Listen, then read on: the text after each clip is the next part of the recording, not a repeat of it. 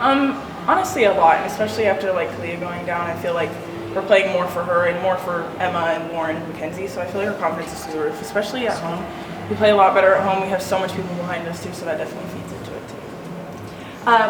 too. You guys were absolutely dominant just in that third set with just blocking. It was like 4-4, like I think 4 back-to-back blocks in one rally. Just what's been key to that consistency? You guys were able to just keep that up, for that whole set. But what's been key for just you guys being that successful as far as blocking? We've been really intentional in practice, and we've been trying to get our block percentage back up anyway to where we used to be. We were one of the best stopping teams last year, and I feel like now we're starting to get back to that. And it's showing a lot. We talked about it in film today about how we want to block more balls and dig more balls, but I feel like obviously it was a little easier for us to block more balls today. But honestly, there's a lot of talk at the net. It's great talk between the right sides and middles and the outsides, and I think that's what's holding us together as a blocking core. You guys are undefeated in Conference USA. How do you guys keep this momentum going? That's a good question. Honestly, we just got to play our game. In the beginning of the game, I always tell them, it's us on the court right there, so we have to figure out the problems together. We have to stay together. If we're losing, if we're winning, we have to figure out what the team's doing to hurt us and just figure it out as a team because the coaches aren't on the court with us. It's just 6 of us on there, and with Fuka, we have 7. So we kind of just have to remind ourselves that we are the ones that are making the plays and that we're all good enough, and we've proved ourselves over and over, and every year it's been this close, and we just feel very confident this year. Liberty came in 14-1. Did you guys kind of notice that? And how fun is that? Yeah, we for sure noticed it. I mean, they only lost to West Virginia, and West Virginia's a good team. And we knew they were going to be hard to beat. Honestly, they went to 4 and 5 most of the year, so it's really hard to sweep them, especially back-to-back. So I think us just really locking in on every, aspect of the court really helped us. And Liberty's a really good team. They're going to bother a lot of people in conference, and it's going to be really hard to beat them, but I'm glad that we got to do it at home. Just looking forward, obviously now you guys have NMSU, big rivalry. You guys are going to head over there to their turf. Just, I guess, what's kind of the mentality now just heading into that big rivalry match? I mean, it's kind of the same. We treat every game the same. We want to have the same intensity every time. We don't want to play down to anyone. We want to start off strong. We have a really good starting group, and we build a lot of momentum right off the bat. And I think just remembering to stay to us every single point. And yeah, it's Mexico State, and yeah, it means more to El Paso and more to the university, but still, it's just another game of conference and another team that's in our way. I want to ask about just Lavina. I know last year she was, still a rookie.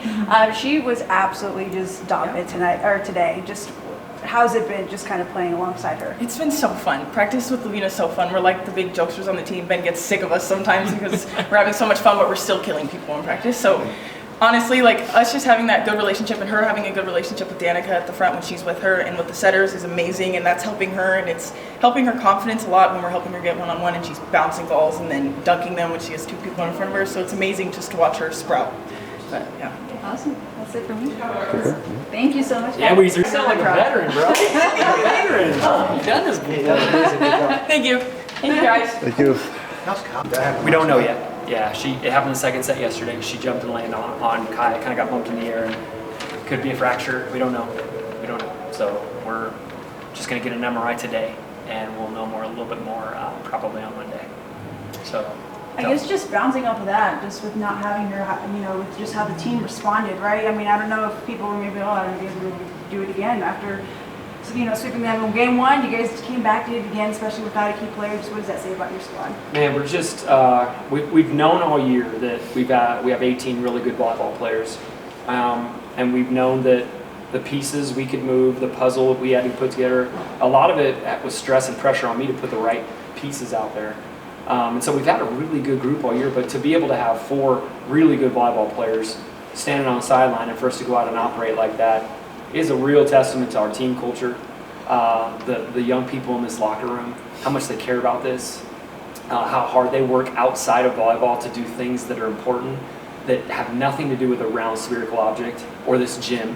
They do a lot of stuff outside that they have to give their time up to make sure that we can survive and play well in these kind of circumstances. So I'm just really proud of our group. I said the first thing I said to them before we started the match was one more test for us, one more adverse situation, one more kick in the gut, and we're used to it. We know how to do this. Let's just go out and win however we can today. It didn't have to be pretty. Let's just go get an ugly win, because that's the way it's been all year for us. I mean, to lose Emma early, and then to lose Mac early, and then to lose Lauren in the middle, and then to lose Khalil last night. And we also lost one of our other players today. We had a kid out with strep.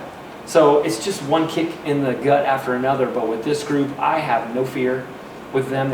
I'm so confident in them, and I am really proud of Alexis for really not getting her shot all year, because we've got some really good setters, and to be able to go in there and operate the way she did, and she's just been easy to coach, and we just keep rolling. You know, it's in football they call it the next man up mentality. The next warrior up mentality is what we call it with our group, because we got the wounded warriors over there, but we got a lot of people coming off the bench that are doing some special things. They come in at 14-1. Does that kind of make this a little bit of a statement when you see a team like that? I don't know. I mean, I think we've been making statements since the first match of the year. You know, like we've lost to UCLA at home and they outplayed us, and we lost to SMU on the road and they outplayed us. And they're two top 25 teams that are physical and big and long, and so are we. And we learned a lot from those. But it's just another match for us. We knew Jeremy's team was good. Jeremy's one of my best friends. The Liberty coach is one of my best buddies, and we talk every week about our teams. I knew they're good. My team knows they're good. And we're not overlooking anybody. We're just going to try to figure out who's in front of us, give these ding-dongs some rest, get them a chance to recuperate their old lady bodies, and then we go out and empty the tank. And they emptied it today, which was really, really good. I saw the big sigh Yeah. after the game. Just what does it mean to get this? Just tell me what's going through your mind right now. So much, man. Like it's been so hard on our staff trying to find the right things to say some days to these guys when you just keep having this random injury bug thing. And, you know, I'm just so proud of our group, and it's just a big sigh of relief. And honestly, the biggest piece of this game was how we wanted to defend and block and dig. And I was just so proud of our third set there. That was suffocating. And it was really a big sigh of relief, because we're capable of it, and we're capable of it a lot. And for them to go out there and do it, they trust us.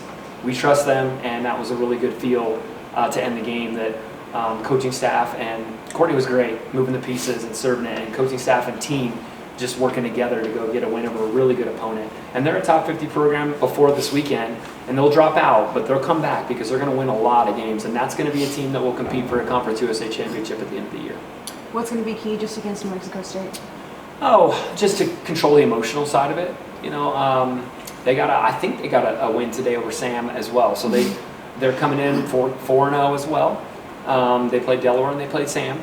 And it's a rivalry, so anytime it's a rivalry, it feels like it means more. But honestly, I love what Kaya said about the fact that it is just another match for us.